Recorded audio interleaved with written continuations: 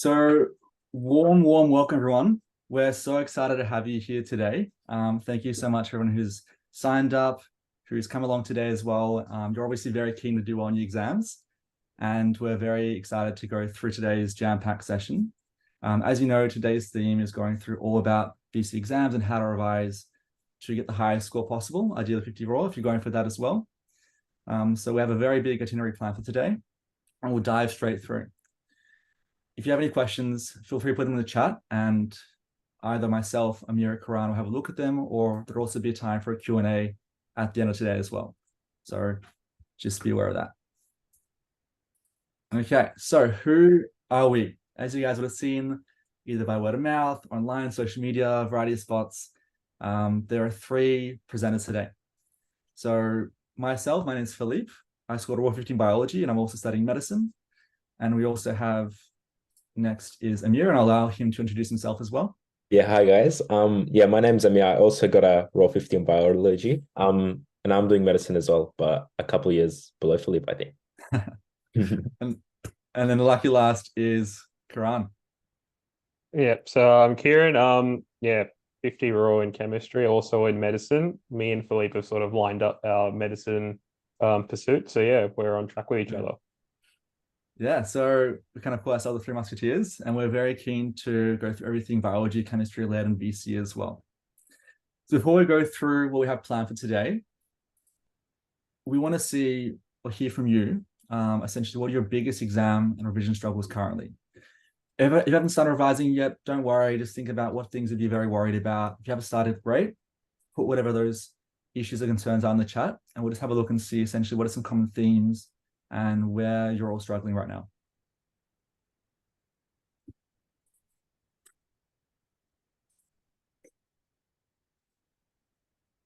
Handwriting. Okay, handwriting is an interesting one. I have terrible handwriting, not going through the doctor cliche. But I think one time a teacher said my handwriting looked like a chicken's writing. So if you're worried at your handwriting, don't worry. It's not going to be make or break. Yeah. All right. Someone said identifying gaps in theory, calculations for chem, that's probably Karan's domain, time management, procrastination, so much content to remember, 100%. It is very, very tough. We have something for that today as well. So hopefully that will help you in a few minutes' time. And Hannah said, answering questions in a way that picks up all the marks. So that is golden. I'm glad you've raised that, Hannah, because that is something that is very, very important. It's something we all, myself, Amir, and Karan, believe in a lot as well. And we also have a section that going through today. Application questions, how to study for smashing hard questions, get a 50. Awesome. We like to see people going for 50s. Someone's concerned about how to do practice exams. Great. We have that as well today. So a lot of varying trends, but hopefully it looks like we've targeted a lot of these common issues and concerns. So if we don't get to something today as well, put it in the chat, or we can also answer by email later today. But without further ado, I want to quickly cover through and set some expectations for today. So what today won't be about is how to write English essays. We're not English experts, we're science experts. So it's going to be very science-based today. We're also not maths experts, so it won't be about maths tips for VCE. The focus will be VCE science-based and how to optimize to get raw 40+. That's going to be the focus of today's seminar.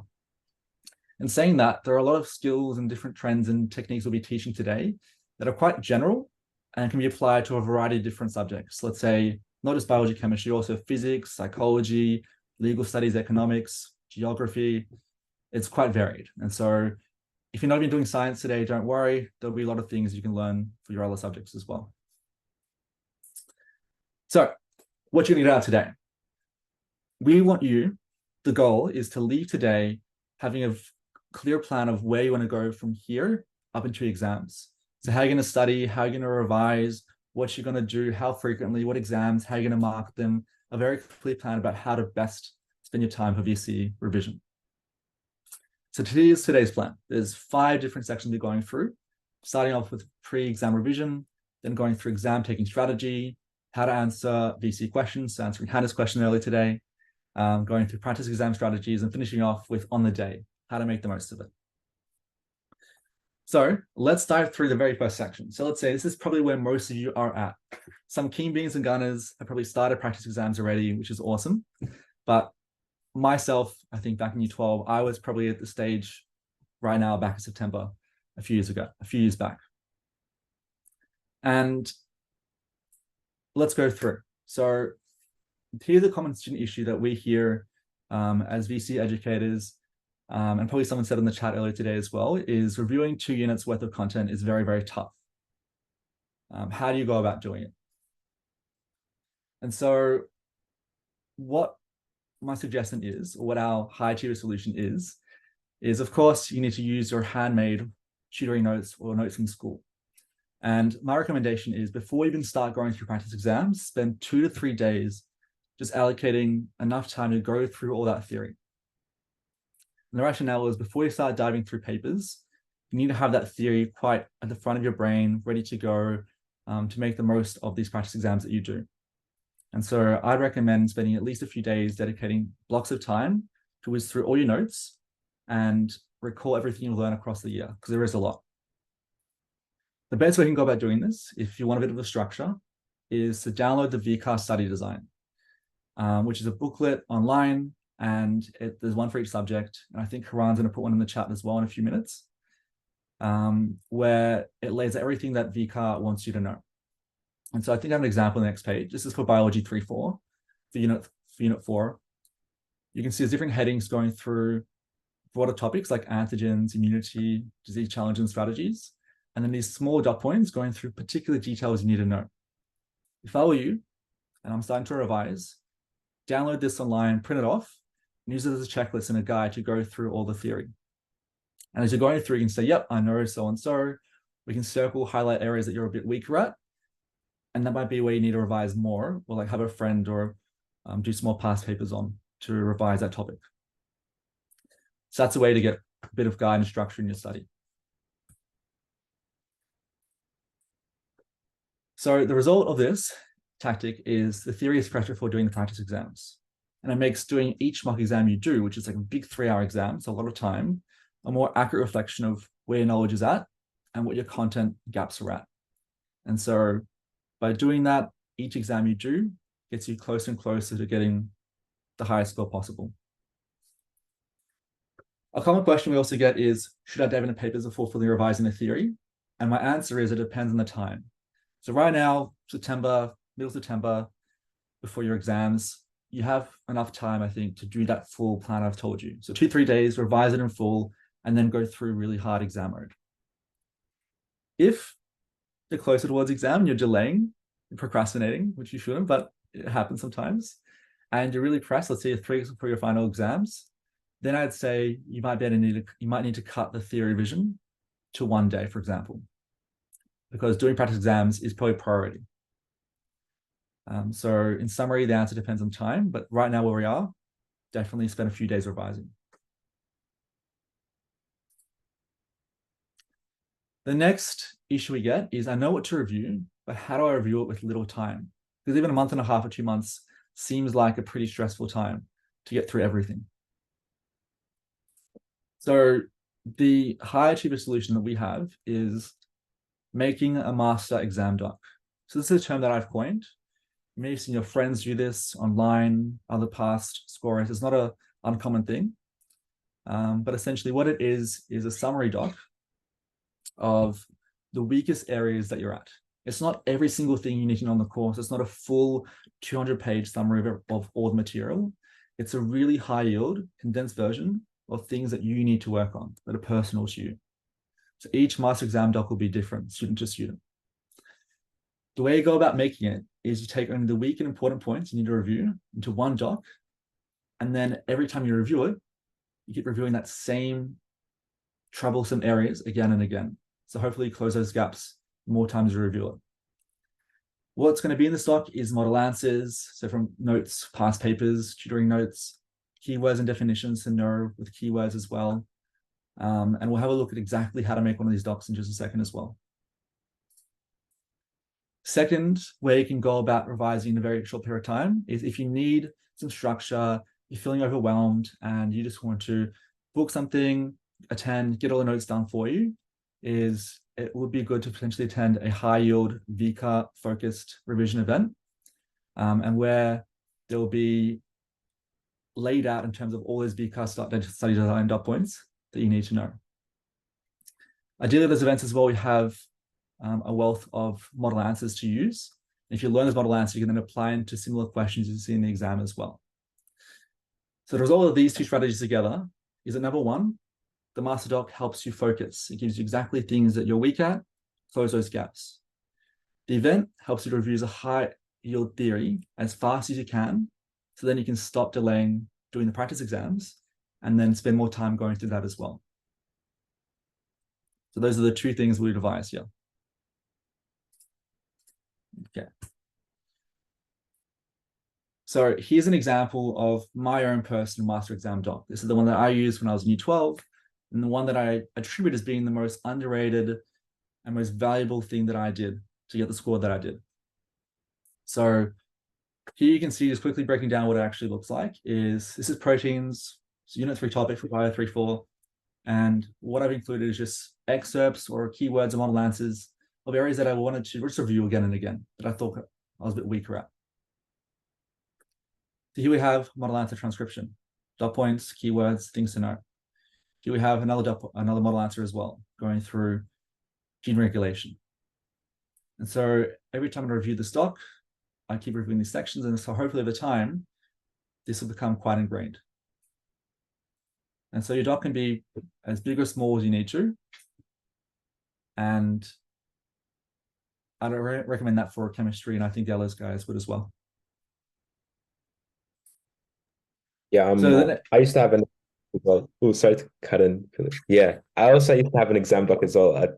I think it's like I think that all of us kind of end up making when we start getting so many things wrong, and then it helps us get so many things right in the end. 100%. So, love it. I might steal the stage now for a bit. Yeah. So yeah, I want to take you guys through exam strategy. So yeah, overall, there's one big tip, and it's on the next slide. So my biggest tip is, and it's not like everyone kind of wants like a one size fits all, how am I going to get this to work kind of thing. There's no one size fits all thing. And that's why I write, find your rhythm. The way that I love to do kind of like, or teach people how to take exams is you need to find a way that it works for you. What worked for me, I'll talk about that in just a sec, like going through reading time, how I did the writing time. Might have worked for me, might not work for you, it might work for you. And you need to go and find out. The way to find out is to do your practice exams, but vary the ways that you do them in. And Kieran goes through this in a little bit, actually, where he'll tell you guys like, different ways to do this, but really make sure that you try and do things differently, learn things differently, and find something that fits you, because everyone thinks differently. Everyone has different minds. And once you can find the way that works for you, and I'll tell you about what worked for me, you can really crack down and start to get really high in your exams. And you'll find that like, you've been copying someone and trying to find out like how they did it right, and then it doesn't work. But when you can find what works right for you, that's incredibly helpful. So I'll tell you what I did. I really, at the start, when I was first getting into taking VCE exams, didn't really know how important reading time really was. And as I did more and more practice exams, and as I did more and more VCE exams, I found out how important reading time is. Reading time is key. You want to read all the questions. You want to get your brain thinking. I was actually going through, and then Philip's going to laugh at this one, but I was going through Talley and O'Connor. It's like a medical textbook that teaches you how to like do well in your medical, or not even medical school exams, but your physician exams later. One of the consultants gave me one. And it was talking about how important reading time was, like how important it is to use your reading time there, because that's when your memory is jogged and you're reading questions, you're like, I don't remember that. But then you see the next question, you're like, oh, that actually reminds me of something. And then you're building these connections in your brain during the test that really help save you when you forget stuff. So reading time is incredibly important. I loved going through the exam back to front and reading all those hard questions and starting that thinking early. And then writing time. And in writing time, you really want to have this one thing in mind, and it's not to get emotionally attached to questions. You want to go at a slow, not slow, sorry, but at a deliberate pace where you tell yourself, okay, this is this question, this is how much I want to spend on it. I don't want to go any more, I don't want to go any less, and have that rhythm, have that pace to be able to finish the exam on time, finish it well, and really write with confidence during that writing section. And then you need to really practice going over your answers. This is something that I skipped at the start. And I was like, why am I making so many silly mistakes? It's because you don't know how to go over your answers. You need to practice, as weird as that sounds, but practice going over your mistakes before you make those mistakes in the actual exam. So when you're finished, give yourself some time. I used to, try to give myself up to 30 minutes to go over my answers and see where I went wrong so that you can fix them on the spot. And I remember I changed on my actual exam, maybe 9 or so multiple choice answers. And that sounds like a lot, but if you're going really quickly in the exam and you're really stressed because it's your big exam day. So if you know how to look over your answers, you can really kind of catch out those mistakes and improve yourself. So that's what I really think is finding your rhythm. And this worked for me, might not work for you. So that's why I say, go out there, do your practice exams and actually figure out what works for you. How would you use reading time? How would you use writing time? Now, up next, I'll go through just some examples of what I saw on my actual exam day. So this is from 2020 VCA. Look away if you don't want any spoilers, but this is the exam that I saw on the day. And, you've practiced for a whole year, but then you still see things that you don't expect. And I'll just skim to the bottom of this where it asks, identify one social or economic factor. And, you read that immediately and you're like, what the heck? And it's talking about a virus. So it's talking about how does the virus go from one person to another? And you're like, social economic, I did not learn. I remember the book talked about health factors and different things like that. Those that are doing bio will know this in great detail. But you don't really remember social and economic factors. And you see that picture down there. That was my head at that moment. I was like, what the heck? But that's what reading time helps you with. And you remember, you go through, you calm yourself down. You're like, actually, social economic factors. Oh, that sounds like socioeconomic. Oh, low socioeconomic. That is bad. That, low hand washing. And you're like, oh, it's a 1 mark question. Bing, I know the answer. Here's a couple more examples. So we have here up here on the left this example that was really weird, and it's a really weird graph that has T cells and viral RNA count, and there's really weird things going on. And I remember seeing this and freaking out because I had no idea what was going on. I've never seen this graph in my life. I've memorized the enzyme graphs, I've memorized all these other ones, but I've never seen an RNA graph. But with your practice and pacing yourself and things like that, you can look at that and you'll be like, that's confusing. You keep reading, you read, question 30 or whatever, and it takes you back and it really helps you, understand those things. Even though they're weird and they're new, your practice over and over again really helps you. There's one final example on the right that I'll show you guys in just a sec. So, a bit too far. And this was the question that everyone came out of the exam and they were like, what the heck was that? What on earth was going on? I think if you talk to anyone that's done this exam, they'll still remember this question, where the whole year you learn about antigens and allergens, different things and all these diseases. And then they hit you with thunderstorm asthma, something that happened, during that year and like a couple months before the exam. And if you see question B, it's a bit small, but it says list 2 strategies that a person could take to, not get thunderstorm asthma. And mind you, thunderstorm asthma had never come up in any textbook or any book whatsoever. And it's a completely new thing. But you can kind of approach this in 2 ways. You can be like, oh, I don't remember this. Next question, skip that. Or you can be like, oh, this is actually a very logical question. It's talking about an allergen and how it gets to a person. And the answers are really, really simple. I actually got lucky.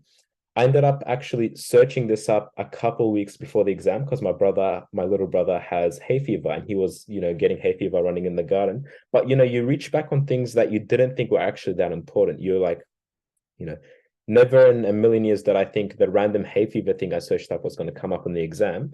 But then I was like, oh, the answer. And if you look at the exam report, the answer was like staying indoors or something. It was really, really simple stuff. But, with practice and, with finding a way that works for you, these really weird questions actually make it really, really easy. Or they actually become really, really easy. Now I'll hand the floor over to tell you guys how to answer VCE questions. Yeah, so back me again, guys. Amir's done an awesome job giving you a breakdown of all those things. Now we're just going to go through essentially how do you actually answer VCE questions. And the reason why this is here and this is why it's such an important skill to know is the following slide. So, oops, kind of gave the answer away, but we can see where success comes in VCE exams is mostly three different things.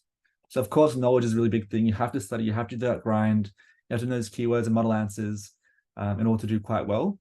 A bit of luck as well. Like you might revise a lot of things, but then it might be this one question that you didn't revise because it was such a niche point, it pops up. That's just unlucky. But the big majority of success also comes from having a really good exam skill. An exam skill means having good timing and clear strategy, but number one is answering questions specifically to what the VCAA examiners want. You have to basically play the game and follow their rules. And the thing is, for something so important that contributes such a big percentage to your final exam success, most schools, education centers, tutors basically neglect it totally.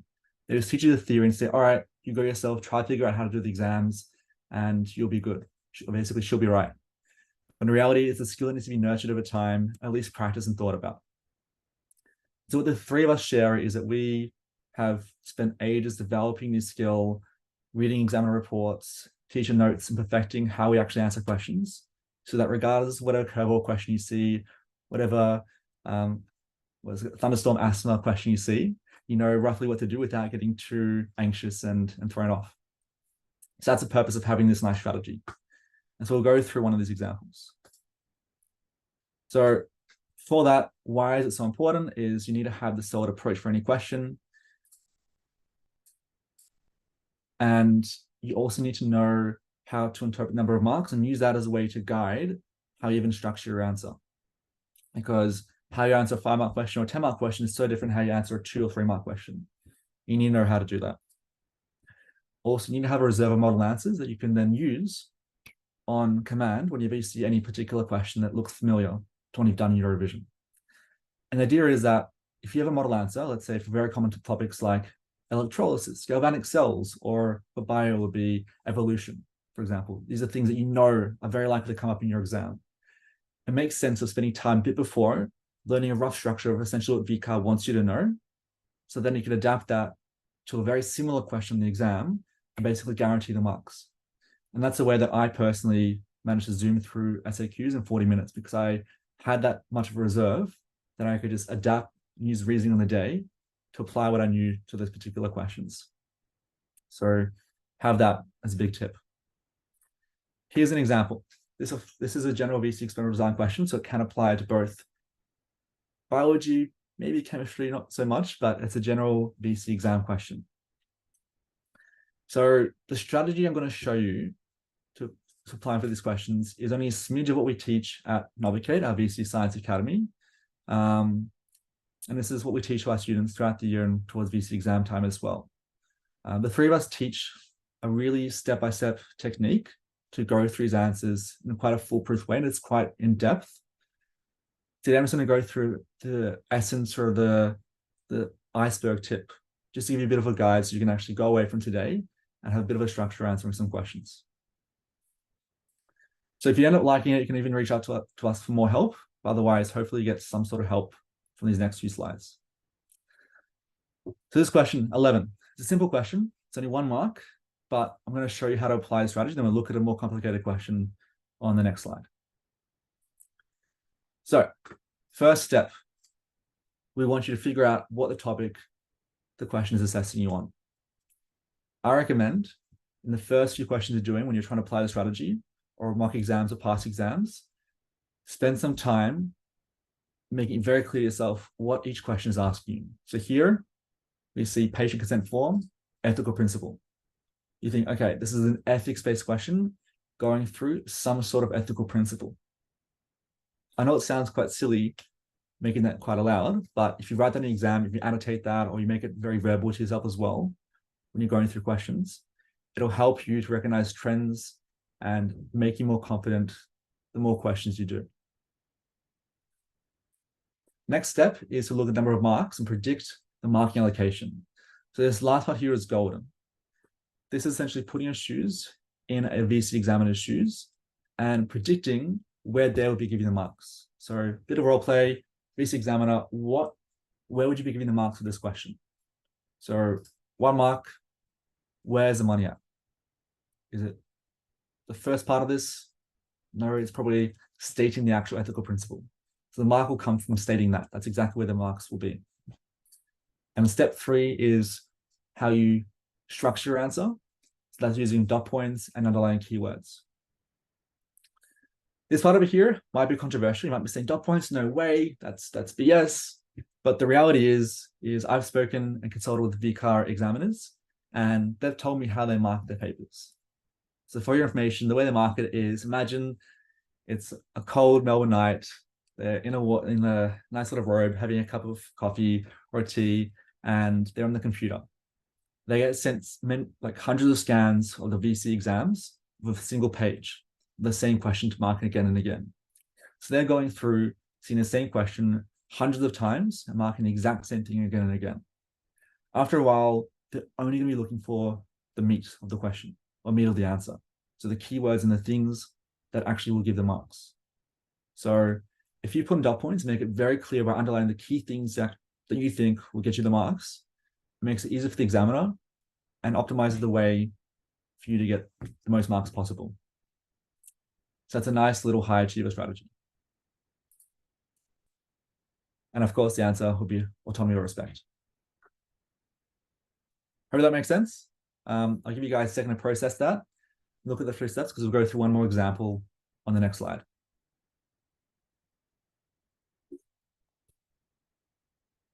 Okay.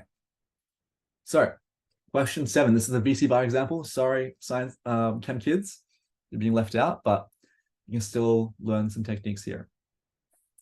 So again, step 1, figure out what topic the question is assessing you on. Protein degree structure, hemoglobin. Something to do with proteins, and protein degree structure refers to hierarchy. So primary, secondary, tertiary, quaternary structure, one of those. Hemoglobin, this is a very common molecule. You'd think, okay, hemoglobin, it has this 4 chains of tetramers bound together in a single discrete unit. So 2 and 2 together kind of already gives you the meat of the question. And then it's a matter of structuring. Looking at the marks, it's 2 marks. Predict the allocation.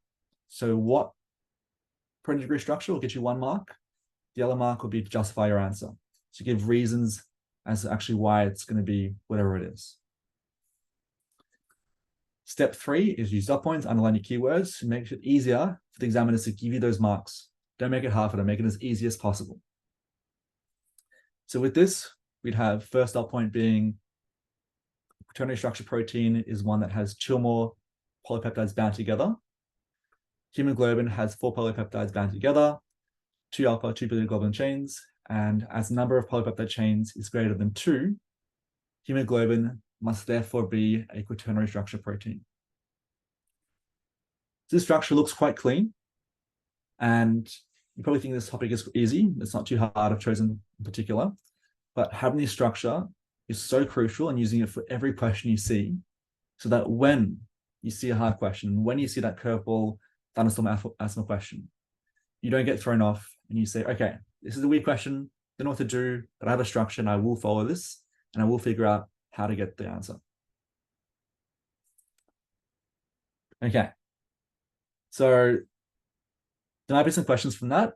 I'll have a look at the chat in a second. If there are, we might discuss them at the Q&A at the end, but hopefully this gives you some nice guidance to optimize as many marks as you can in the exam. And I'll pass on to Kieran. Yeah, so I'll be talking to you guys today about practicing exams. So I suppose this is about answering the how to practice exams. So everyone knows you've got to do some, but the question mark comes from, how do we do them? So if we have a look on the next slide, you'll have people asking, how many exams should I be doing? Some people are doing so many, others are doing so little. What is the sweet spot? So if you want a bit of visual guide, these are the exam stacks from both myself and Philippe. So the one on the left is my chemistry stack and the one on the right is the bio stack. So there's a few exams in there.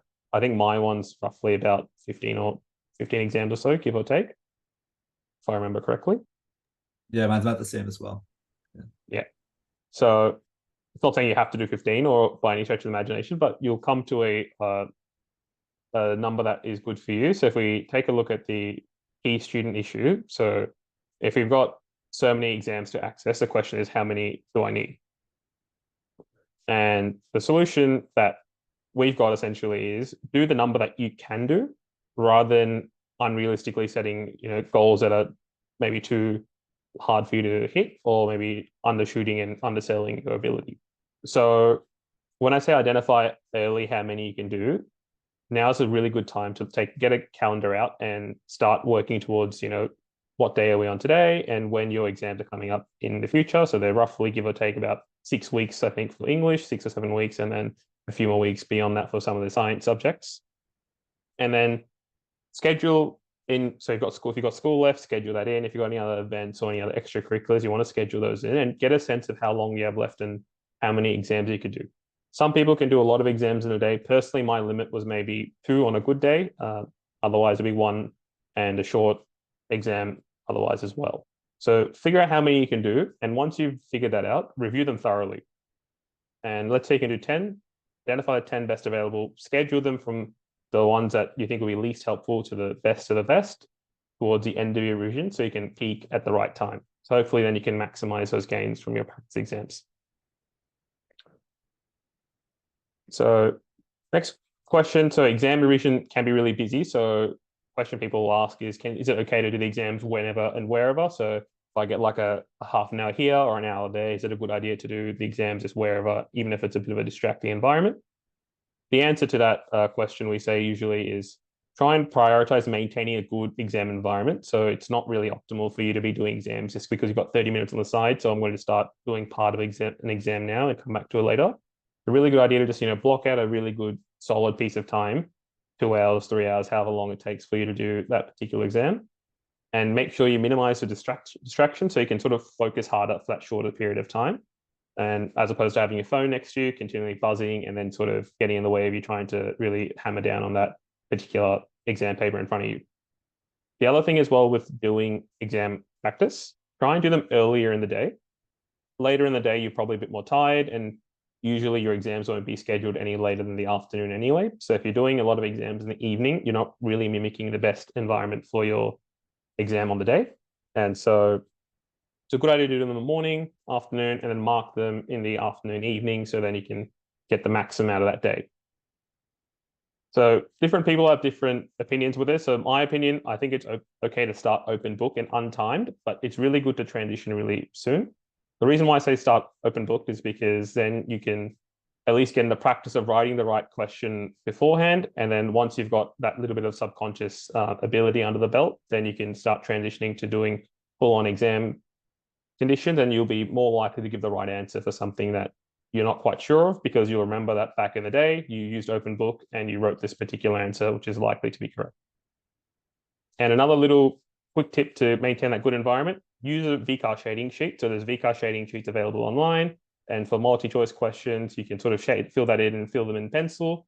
And that's just another tip to sort of really mimic the exam experience. And next one, so approaching practice exams. So the question is, you'll wonder, where should we start? So Amir said, he started with multi-choice and sort of blitzed through it. Other people will say they do short answer first, then they work back for it. The question is, how do we do it? So like Amir was alluding to earlier, there's no real one size fits all for this, right? So find out what works best for you. The exams are your opportunity, the practice exams are your opportunity to sort of figure out what's better for you and what doesn't work as well for you. So maybe try doing short answer first a couple of times, maybe try doing multi-choice a few times, and see how you feel with the exam. Ultimately, on exam day, you won't be happy with the way you're going about things and have a good feel as to what's going on. So look, are you rushing? Are you not rushing? Are you finding you have a lot of time left over if you do one versus the other? And so once you've had a look at that, you can then sort of settle on a solution and then implement that consistently before exam day. Whatever approach you end up deciding on, the really important and the key take-home message from the slide is that you want to do it consistently for a few exams before you do it on exam day, so that once you then go into the exam room, you'll then be able to be comfortable in knowing what you're going to do and how you're going to approach the exam. So you're not going to stress about, what should I do first, or am I doing the exam correctly? Because you'll have good exposure to the pattern you're going to be doing. In general, my advice is that you do MCQ first. And the main reason for that is MCQ sort of takes a fixed amount of time to do, whereas short answer questions, like you can do them a bit quicker. So you might be, I was never fully good at doing short answer question in 40 minutes or something, but you will find that you can do short answer question a little bit quicker than multi-choice, and you can modify the time you need for that a little bit better. So it's better to end on that. So in case you get rushed, like I was in my exam, I was a bit rushed towards the end there.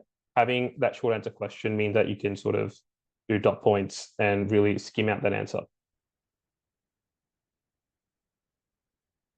And so samples desk setup is by no means perfect, but the main thing you want to do here is just minimize those distractions, get rid of the phone when you're doing the practice exams, and just maintain a good, clean exam setup. And so next important tip as well is reviewing your practice exams. So exam answers, can be a little bit short, and VCAA exam answers can be a little bit concise. So how do you maximize your gains from these?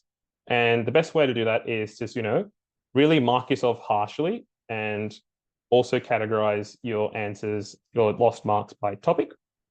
So you want to learn and update your model answer for a particular question. So this sort of ties into the principles behind the master doc. So if you can know where you lose your marks and take note of that, then you can go back to your master doc and update your model answers and figure out where you went wrong and add in VCAA's little inputs so you can really make your model answers that a little bit more bulky and a bit more high quality. And it also help guide you as to where you've gone wrong, and it'll help you review that content and guide your revision in that particular content. So you can focus on that weaker and more high yield topics for yourself. And so for me personally, I've sort of found like I was getting about 10 more marks before I started using my master doc properly, because I introduced it into my exams a bit late into the piece. So before master doc and after master doc and reviewing the exams properly, I saw like a 10-15% increase in the marks I was getting, which was pretty significant in the grand scheme of things with regards to a study score.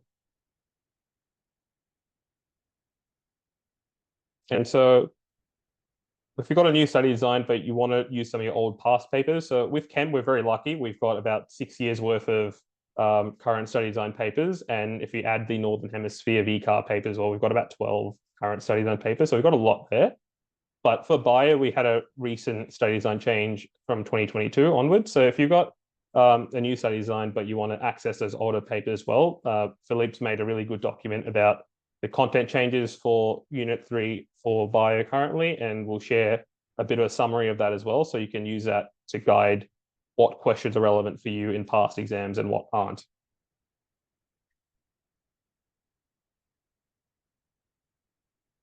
And I'll pass this back over to Philippe. Yeah, so Karan's done an awesome job going through that. And so we still have one more section left for today. Before we go on to that last section, which is going through on the day, how to be the best, how to perform the best, let's review what we've covered so far. So we hope that we've so far given you some nice tips, step-by-step guidance in terms of how to revise, how to answer questions, how to do the papers, how to mark them as well. But if you're still feeling overwhelmed, not really sure exactly how to start, or if you just want ongoing support from now until the final exam, then the three of us can help. So if this is you, if you need ongoing support, what we've done is we have prepared a program called the VCE Revision Made Easy. And this program is going to walk through exactly all the steps we've covered through today, giving you expert guidance along the entire way in a very step-by-step process. So this makes sure that you're using your time revising exams correctly. You're not wasting the precious times, the weeks you have until your actual exam day. And VCEs, students who are on VCE or those in year 10, we have something for you at the end as well, so keep listening up.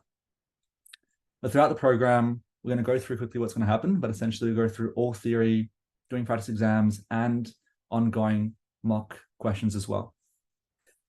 So the first thing that's included is first stage, pre-exam revision, going through theory. And there you're going to have 2 full unit revision lectures. So going through all of Unit 3, all of Unit 4. For Bio 1, 2, it's going to be all of Unit 1, all of Unit 2. There's also one for Chem as well. So all of Unit 3, all of Unit 4. And the way the structure is, I have VCAA exam focused on these slides. So going through this exact VCAA dot points, everything taken exactly from what VCAA wants you to know. And here's an example of what that looks like. So this is big topic in Bio 3, 4, all condensed into one slide. This is really an efficient way to review and probably even to add as well into your master exam doc. So when you go through, it's very easy to skim through, one snapshot, everything you need to know for that topic. And so imagine that across the entire course, essentially. Then we also have keywords for every exam topic. So all these highlights, every single slide is like bombarded with these yellow highlights. And these are essentially all the keywords you need to know for your exam. And so if you go through and know this language, you probably can't go wrong, right? And the last part is full mark model answers. So something like this, for example, for all the topics. And so the idea is that when you leave these revision cram sessions, you have these model answers ready. And so you can just take them, add them to your doc, review them, and start applying them to your exam papers as well. And so we've done a lot of the hard work for you. You can still theoretically go and do this yourself, 100%. But if you're worried about time and you just want that guidance, you don't want to mess around, we have everything summarized for you, and it's a really step-by-step process. The next, or what's also included as well, is bonus mock exams. As someone asked in the chat, where do we get more papers aside from VCAA website or the VCAA past papers? So unfortunately, because a lot of exams are copyrighted, it's hard to get access to recent study design papers. Chem, you're lucky you have a lot, but it's still good to get more if you need to. But Bio, it's very tough because study design has recently changed as well. And so if you do want more papers, we give you full unit papers as well. So full unit 3, full unit 4. And if you'd like more papers, we also have more as well available to purchase. And these, of course, have full written solutions, full video solutions, and they're all written by Novicate VCE researchers who spent hours going through these exams. And every question has a breakdown of how you apply it from that Novicate strategy we saw earlier today. The step 1, 2, and 3. And so if you're liking that strategy, this would be a great way to practice it with papers and questions. Step 2 is actually doing those exams, right? You're going to sit down, do the exams, and we help you out with that as well. So we give you a full simulated mock day experience. It's a full day event. It's a long day. Definitely, we have a lunch break as well. But you do a full exam in the morning, bit of a break, and we go through a full exam review as a cohort. And so there, we go through every question, and we break down all the keywords you need to mention, where the mark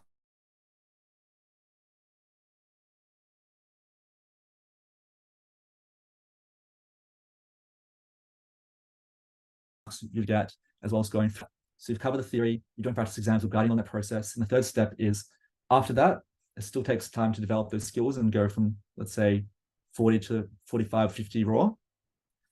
And so closer towards the exams, we have these ongoing tutorial classes as well that are 90 minutes long. And that's where you can come with any questions you have. Or we'll also be going through set papers as well each week. And we'll be reviewing those as a class as well. And so that's a way you can get more support towards your final exam, close theory gaps, or just have your answers reviewed by one of us 3 as well. And so what that looks like is you can send through your actual exam papers or your model answers that you want us to review. We'll have a look and say, yes, it's up to scratch, or no, tweak that to make it better for the exam. So that's the sort of support you can expect from this program and from the 3 of us from now to your exams as well. So in summary, what you get from this single program or single package is 2 revision cram events. Again, full units covering everything you need to know. You get extra mock papers to do as well. You get a full simulated mock day experience, as well as 2 exam focus sessions. So A to Z basically program. Probably wondering, what are some questions that we get? If you can't attend live because there are particular dates for these events, the recording is available for all these sessions. So that's also an option as well. And will I be able to get my exam answers reviewed and marked? Yes, I mentioned before, you can send through your exam answers as well as particular questions. And the 3 of us will have a look and give you step-by-step actions about how you can tweak it and make it better for future questions as well. So you're not just going to be coming along, seeing recording and then going. It is going to be personalized if you send through questions as well. And so based on all this, you might be asking, what is the cost of this full program? And so you might be thinking, what's a reasonable price? You get $30 an hour, $40 an hour, $50 an hour.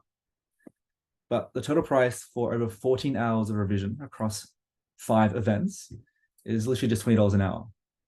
So if you calculate that, it's a pretty small investment for how much value you're getting across those 5 different events. The total price, therefore, is $300. And so this is one-time payment. You get everything in once. There's no additional fee involved. And we already have a bunch of students signed up. And so if you'd like to be the next person to join, the way you can sign up is going to be through these instructions.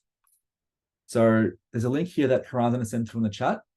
There you can find a bunch of things that we're offering in Novicate, that event plus other things as well. If you're a VC student, you can find the Revision Cram event or the VCE Revision Made Easy package and click on that and go through and buy that package. If you're a year 10 or year 11 student and you're looking for tutoring for next year, either for bio or for chem, then we also have a form to fill out for 2024 tutoring as well.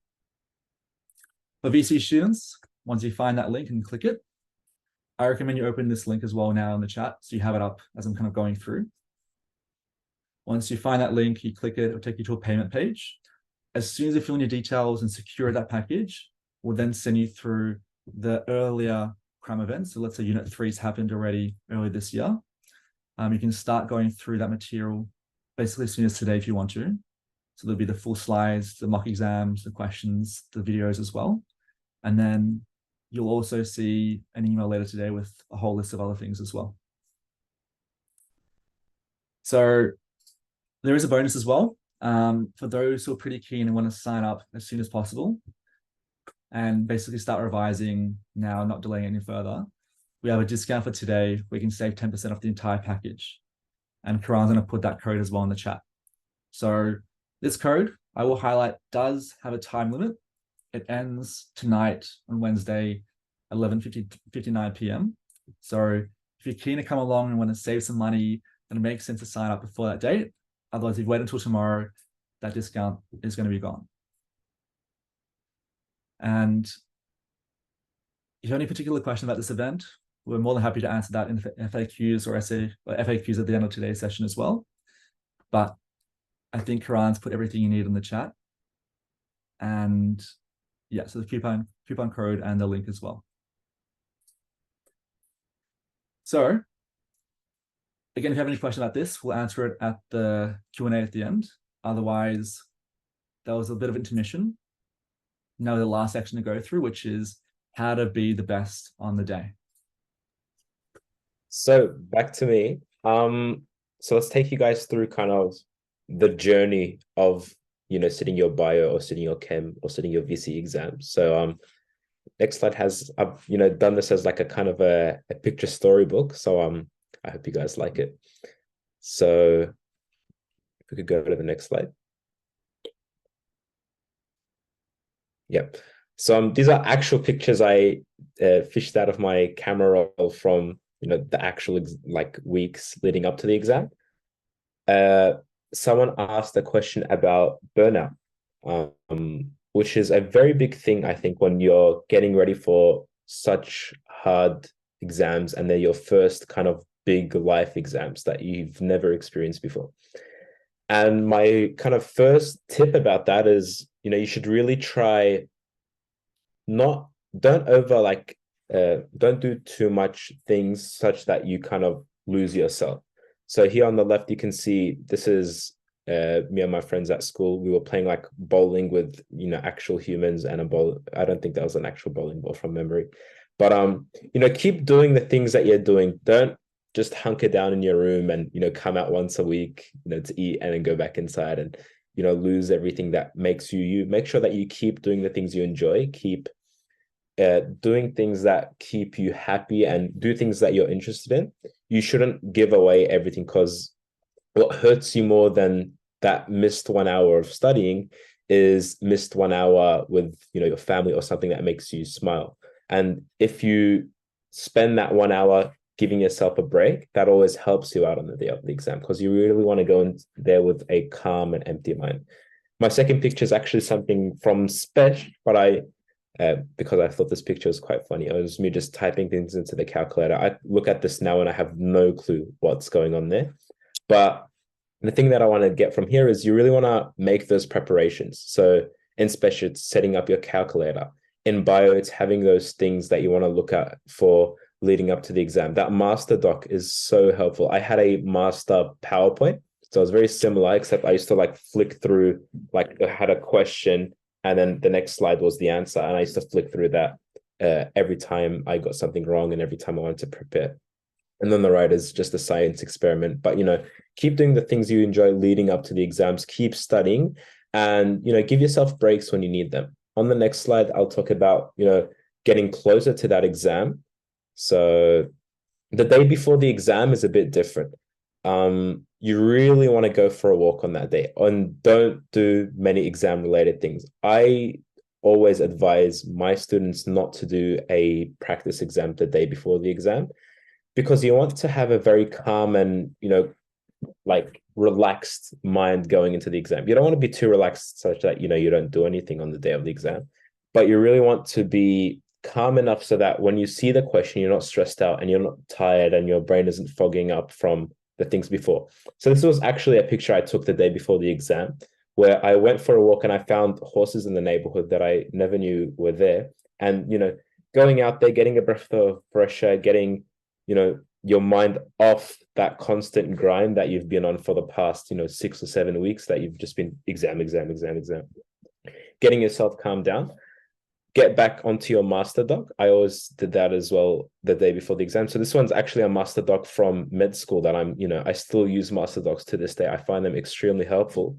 So I think Philip, you can look at this and be like, oh, how is he even getting this stuff wrong? They're really simple stuff here.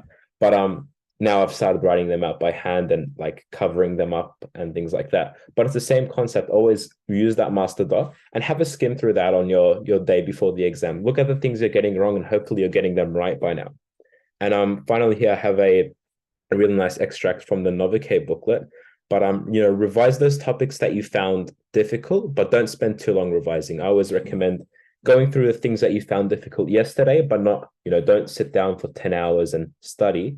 Keep it to a minimum, do things that you enjoy, give yourself breaths of fresh air. Certainly, keep yourself calm because that'll help you on the next day. On the next slide, you'll see that, it'll come up. Make sure you pack your bag before the day. Don't wake up on the morning all stressed out and start packing and, have a comfortable pen. I can't stress this enough. Doing exams hurts your fingers, especially English. But bio's the same thing. You're writing for 2.5 hours and your fingers break and you get blisters on the side. Get a pen that's comfortable. Get one with a grip. I find like that pen that works for you. Find one that like glides on the page. $5 investment saves your fingers. I definitely recommend it. Sounds like a weird thing, but I used to always have this one pen that I like doing exams with because I found it really comfortable for my fingers. Clear plastic bottle or clear bottle, clear pencil case. Those are the rules for the exam. Make sure you don't come in there with a bottle that gets kicked out and then you get thirsty through the exam. And I always pack a muesli bar. I feel like that gives me the energy on the day. I eat it just before I walk into the exam. It's like a weird thing for me. I don't think it's scientifically proven or anything, but keep your blood sugar up, keep yourself like active during the exam. Have something to bite so that you're not, hungry and your brain's not cranky during the exam. Weird little stuff like that always seem to help with me, at least. On the next slide, this is the thing that always stressed me out leading up to exams. And that was, going to sleep the day before the exam. I was like, what if I don't manage to sleep or anything? What if I, sit in bed and I'm like, oh no, I can't go to bed. And I remember on the night before the bio exam, and, Vika's very kind to you. So they put your bio and further exam on the same day and they're both in the morning. So that's great if you're bad at sleeping. But I remember I went, I think I got into bed at 9 p.m. because I was like, I'm going to sleep today so well at 10. And 10 hit, and then 11 hit, and then 12, and 1. And I could not sleep for the life of me. I was so worried that would happen. And then it did actually happen. And then I couldn't sleep to maybe until like 6. And then I woke up at 7. So I, got only 1 hour of sleep. And then I had to go straight to the exam. And I was so tired. And I was like, I was so stressed because I was like, I've practiced for bio for like over a year, been practicing for further for over a year, and now it's all going to collapse because I didn't get any sleep. But the truth of the thing is, doesn't matter how little or how, you shouldn't be that stressed because, I wouldn't be here if they didn't go well, but you really need to remember that you've been practicing for a whole year, and that doesn't just disappear if you had a bad night's sleep or if you had a bad day before the exam. because it's a really long actual marathon. And I'll talk about this in a few slides down, but you really got to believe in yourself that you can do it, because you actually can do it. If you've been practicing for ages and you've been revising every day and you have a master doc and all these different things, one sleepless night won't bring you down. I'm sure if you speak to anyone that did well, they've had stories like this where, you could not get to sleep, or you could not do something, you forgot your pen or whatever, and you still do well. If you have been pacing yourself, if you've been practicing, it goes really well. Now, on the day of the exam, which is my next slide, which I was really sleepy, but we'll get off the sleepiness for a bit. Exam day is here. Chem, this is for 2023. So Chem is on the 8th of November. Bio is on the next one. So you'll get your weird bio questions as well. That's, example of your bio exam, what you're going to see when you open up the page. Bio is on the 27th of October. Keep those dates in mind. Plan up to those dates. But when the day of the exam is there, see, Kieran has, So I'll let him cut in a bit later. But bio is a bit earlier, so make sure you keep the times in mind. Exams VCE is actually like a marathon. You practice, just like you practice for a marathon, for going for a 60K impossible run. You practice every few days, you practice every day, you get yourself prepared, and on the day, you just run like you have been running for the past, year or however long you've been practicing for. It's the same thing with bio. You've done lots and lots and lots of practice. You've done so many practice exams. You've done maybe 10, 15, however many you've done. And you've done this before. When you sit on the actual day of the exam, be calm and treat it like it's a practice exam that you want to do really well in. And that's how I did it. I was sitting down and I was like, it's all right that I didn't get much sleep. I'm just going to, do what I've been doing in the practice exams. And you work your way through it. And sooner or later you'll realize, oh, actually, I've prepared for this. And you get a question that you got right, and you do another, and you're like, oh, actually, this is, all that preparation was worth it. And that marathon that you've been running or preparing to run for so long finally hits, and you find that you do quite well during the exam. I think Kieran wanted to share a story about the same kind of thing. I'll let him burn it for a bit. Yeah. So with regards to what Amir was talking about, the lack of sleep for exam, like, look, ideally you get your sleep in and it's great, and you have a good routine leading up onto exam day so you can maximize your sleep. But if for whatever reason you end up getting very little, I remember my night before the UCAT exam really vividly, because I only got a couple of hours sleep. I was stressing. I'm like, it's an aptitude test, like I'm asleep, and like, I'm not going to do well on my test, what have you. But you'll be surprised, like after the exam, I was completely cooked. But during the exam, you'll be surprised about the energy levels you can access during your exam. So if you had a bad night's sleep, it's not the end of the world. But like I said, don't deliberately try and stay up the night before and cram. Try and rest.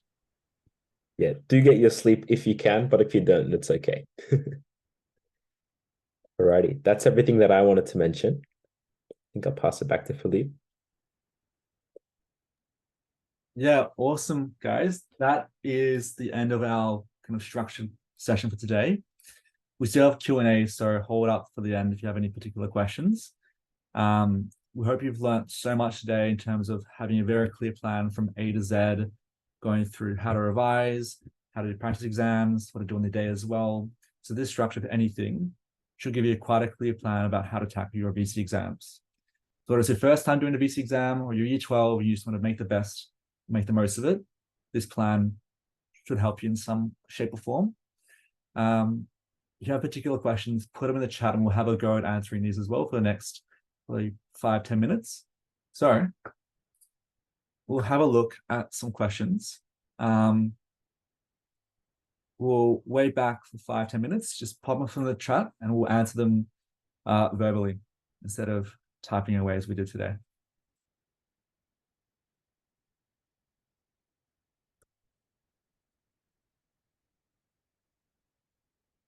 So was there anything that we didn't answer that you'd still like us to go through?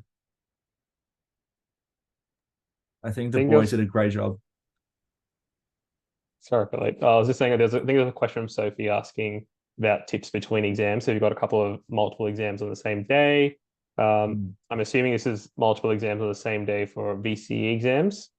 And so I had something similar with regards to having specialist maths in the morning and then accounting in the afternoon. So the main tips, I suppose, like in between, like you're probably not going to get a whole lot of studying done. So it's a really good opportunity for you to chill out, stress for a bit, hopefully catch up with mates. The one thing you should not do is debrief the previous exam you just did, because that will just make you unnecessarily stressed for the next one. But just, chill out, have a bit of a break, and then don't think too hard. I usually like to just flip through my notes a little bit, just idly skim through them, but there wasn't any real studying done.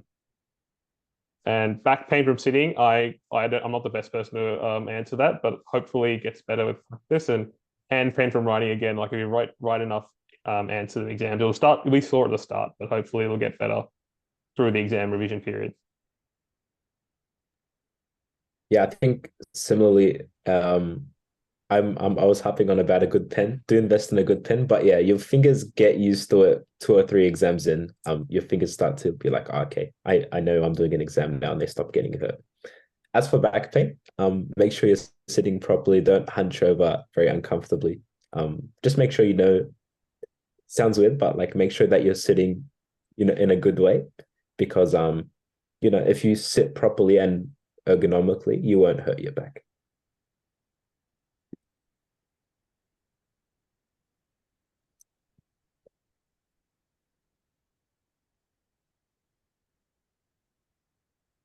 There's another pen question, I think. You guys can take that. I would recommend one thing though. There's something you can't use, and this is a bit of a trick.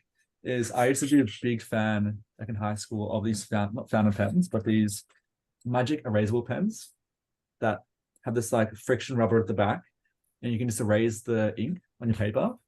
And I was so keen to use this in my exam. Like, oh, it's great. My handwriting looks so good. It'll help me so much. I feel more confident.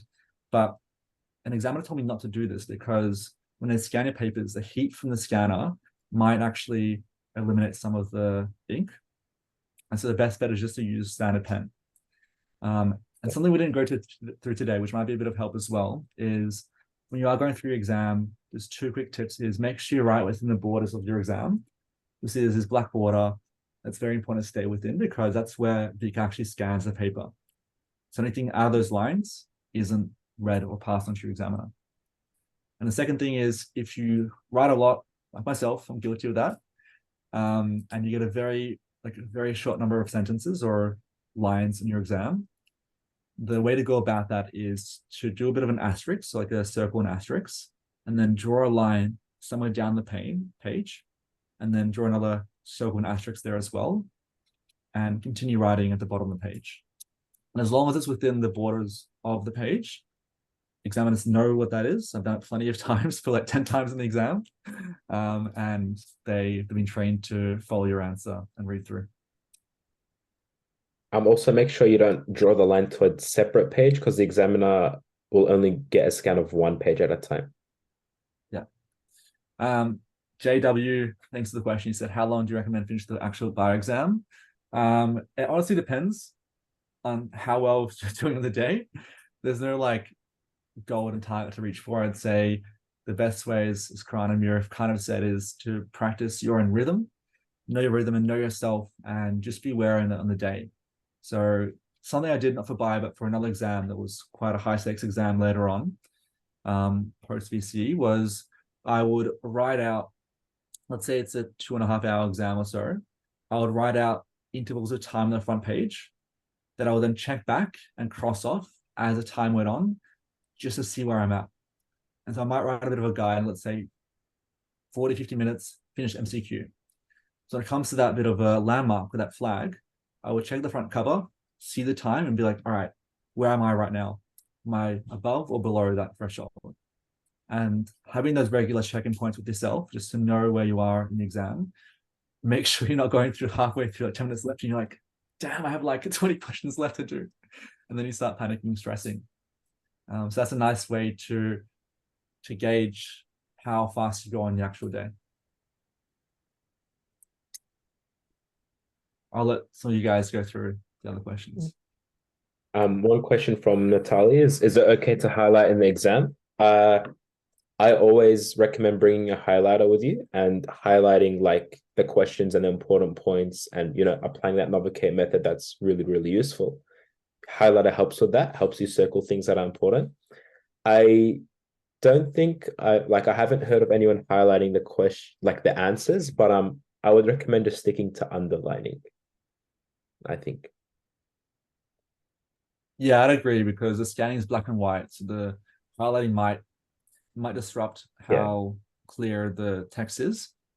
So if you want to emphasize a particular point, just stick to underlining. But bring highlighters if you want to annotate the question stems as you're reading through and you see a particular keyword for your own purpose when you're reading through, that's fine. But just for your own answer, don't highlight the text you write. Reading time, someone asked, what can you do in reading time? Can't do anything. You gotta hands behind your back, no touching, not even creasing the paper. If they see you creasing the paper, they're gonna crucify you. So just don't touch any like edges, don't bend the paper, just simply read through it. Because they're very pedantic about that stuff. One of the questions I think got mentioned earlier as well. So the things that we think made a big difference to the exam score. So full disclosure, at the start, I used to be one of those people that like did the exam, marked the paper, and then was like, oh, I got this topic wrong. Okay, I'll work on it for next time. And I just sort of leave it like that. But towards the end, like, I set really high goals for myself, particularly in chem. And I was like, I'm not quite getting to that goal here at the moment. Like, if I need to get to this mark, I'm like about 10 marks off of getting my Rule 50 sort of mark. So I've got to improve on it. So I used to go back to all my exams, figure out the areas I went wrong in, and particular, you'll start to see a lot of patterns as to what areas you're getting wrong consistently, identifying them, updating model answers for them, updating myself on the theory on it, and just being really on top of it and having it front of mind during those questions for the future exams really helped me. Like, it was almost instantaneous once I did that. Like, my mark went up by like 8 or 9 for the next exam. So I think that was my big, I suppose, 1% to get me over that hump, I guess. There was one question by Joel. Does class rank affect our study score? I think it does, but don't put full importance on it. I wasn't rank 1 in my class and I still got a 50, and the person that was rank 1 didn't get a 50. So it's important to be, up there somewhat, but it's not the end of the world if you're not. You can still very well get a high score, without being rank 1 or rank 2 or rank 3. I think my tip might have been a bit lost in translation. Sorry, Ria. Essentially, what I was talking about was with the exams, I probably did like 5 or 10 exams already, and I just sort of, identified I got some stuff wrong, but I didn't really work on improving myself there. But when I hit that sort of wall of not really going any further, I went back to all the exams I'd done up to that point for chem, let's say, and then I found like let's say it was a topic of redox, and I was getting a particular sort of redox question wrong. What I did was I got a piece of paper and I just really made a note of like, I got redox questions wrong. Particularly, it was a redox question in, say, identifying anodes and cathodes, let's say, or something along those lines. And then I'd tally the number of times I made that same or similar sort of mistake. And you'll find a pattern where you'll make a similar mistake a fair bit if you haven't worked on improving yourself on it. And so once I realized I was making that mistake fairly frequently, I then made the effort to go back into that theory, learn it properly again, and then try and apply it to some more practice questions. And then when I went to the next exam, I really kept thinking front of mind, I need to get this question right. This is how I answer it. I need to get this question right. This is how I answer it. Because I knew I was doing pretty well on the rest, so I didn't need to worry about that too much. But just really clearly having this problem area in my mind. So when I came across it next time, I was getting it right. And that helped me massively. One question here is, would you recommend printing out physical copies of practice exams and writing in them? I'd recommend, if it's possible, to print stuff out. I think I went to the library to print out a few during year 11 that I only had as PDFs. But it's really, really helpful to have and hold that exam in your hands, because that's how it's going to be on the day.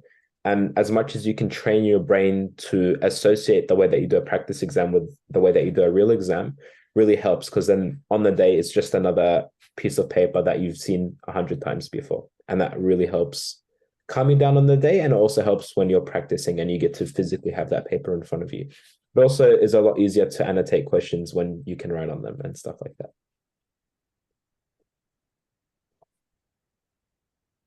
We might go 100% through for like 2 or 3 more questions. I'll, Just as a heads up.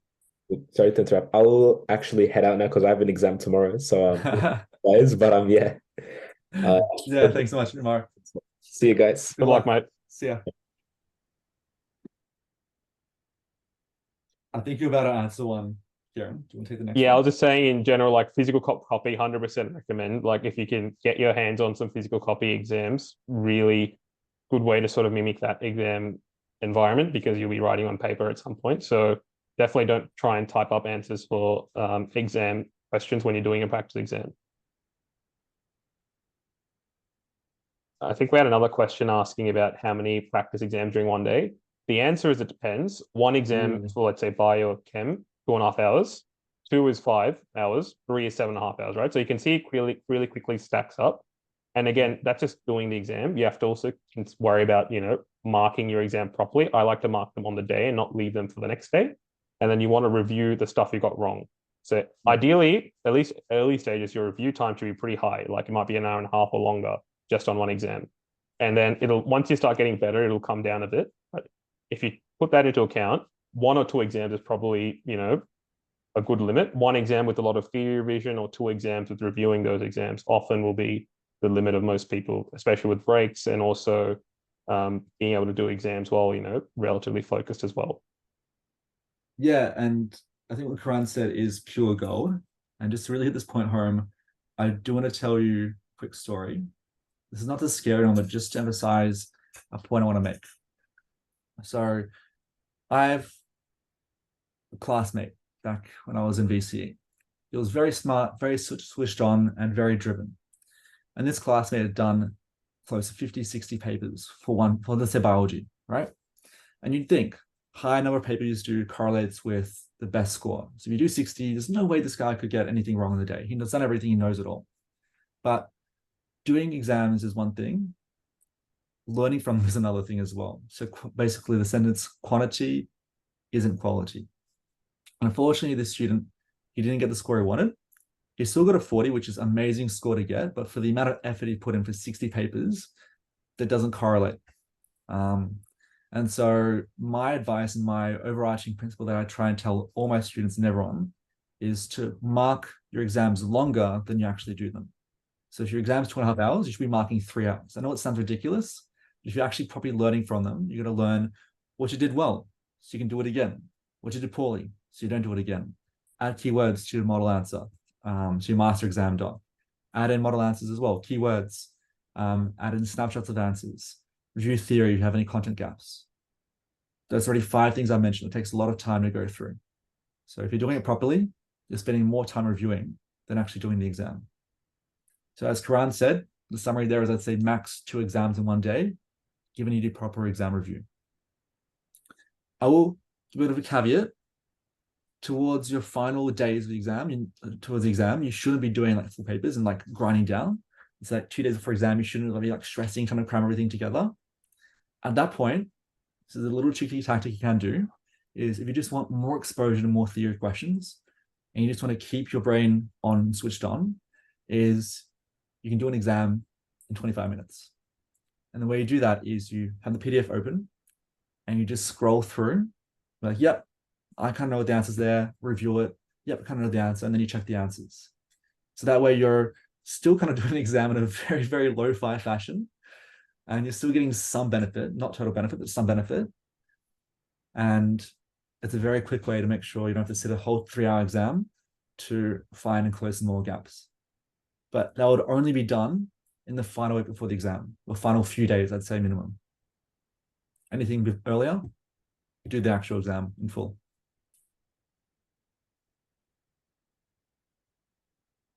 Ooh, this is a good question because I feel for Natalie. I feel for you because my birthday's in November, and that usually correlates to any uni exam, any VCE exams. So my entire life, I've always had an exam on my birthday as a great present. I think it's like the question was, my birthday is the day before the exam. Should I relax or should I study? And I'd say relax, but if you're the sort of person who you don't know yourself. I don't know how you study or or in terms of how like what you do to motivate yourself. I was the sort of person, if I had an exam the day after, I'll relax for half the day, but then halfway through the dinner, I'm like, hey guys, sorry, I need to review some notes before bed. And I spend 2 hours reviewing my notes. I know that's what works for me. And that's the way I can keep my brain switched on and just help myself feel more confident for the next day. If you know reviewing notes just makes you more stressed and anxious, I would leave it. Just have the cake, enjoy the day. Yeah, go for lunch. Yeah. I think I want to do one more question, just because there's a lot of good questions here, and I think everyone's really switched on here. So I'll let you take that one, Karan, and then I think we might call it there a day. The one I also want to look at is about the flashcards to understand and memorize keywords or not. The answer is it depends. And why I say depends is because I've got really excellent stories when Philippe was my bio tutor and he gave us these really big booklets, and I used to religiously go through them and just like dump all the content onto these cue cards, and they ended up being like really a massive stack. Like they ended up being the height of the computer. So the point is there are a lot of cue cards in there. The reason why I say it depends rather than saying definitely is because now we're at the stage where it's September. If you've got your exam coming up in 2 months, it may not be the most best use of your time just to religiously go through notes and make a lot of cue cards covering every area of the course. If there's a particular area sort of struggling with remembering the fine details of content with, it might be a good idea, but definitely not for the full course, I'd imagine. Yeah, what a way to make me feel old, Karan. Yeah, it's been a while. But yeah, I'd say everything Karan said, I 100% agree with. There's been some questions here we couldn't get time to answer through, but if you still want some more guidance and support, there's a few options for you. Number one, we of course recommend looking at our VC program. It has spent a lot of time going into it. It's by far one of the most comprehensive ones available in Victoria. And I didn't mention this earlier, but at Novicate, we have a track record of 8 in 10 of our students scoring Raw 40 plus. So we're essentially a center that is designed to engineer 40 plus students. That's our goal. So if you're switched on, which a lot of you are, and you'd like to get some more help, make sure you come along and we'll see you at the few events. Alternatively, if you, for various reasons, if you don't want that, or you just don't feel like you need that, we also have a free Discord community as well. The public chats aren't that active just because most of the activity happens in our private student enrolled chats. But you can still come along and post some more questions there as well.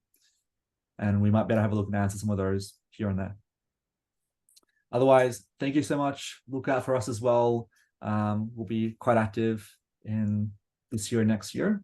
And so if you found a lot of support from this event, give us some likes, follow our socials, and help us grow and reach more and do some more of these events as well throughout the years. Thanks so much, guys. See ya. Thank you, guys.